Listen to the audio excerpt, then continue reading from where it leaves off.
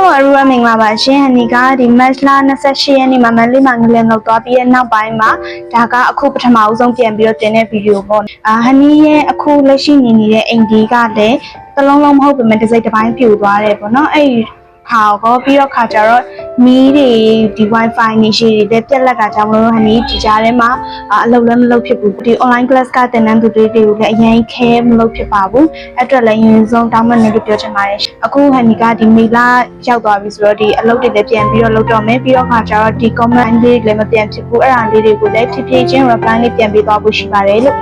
ပြောချင်ပါတယ်ရှင်အခုဒီအိမ်ကပြန်လဲပြီးတော့ပြင်ဆင်ရမှာဖြစ်တဲ့အတွက်ကြောင့်မလို့အပြင်တင်လေးကိုတော့ယာယီပိတ်ထားပါသေးတယ်ပြီးတော့ online class လေးတွေကိုလည်းပြီးတော့ဖွင့်သွားပေးမှာပေါ့နော်ဒီဘာသာစုံသင်တန်းတွေနဲ့ထပ်ပြီးတော့ဖွင့်ဖို့ရှိရဲပြီးတော့ခါကြတော့ဒီ online class လေးတခြားအတန်းတစ်လေးလည်းထပ်ပြီးတော့ဖွင့်ဖို့ရှိရဲဆိုတဲ့အကြောင်းလေးပြောချင်ပါတယ်ရှင်အားလုံးပဲကြည့်ရှုပေးကြတဲ့အတွက်ကျေးဇူးတင်ပါတယ်ရှင်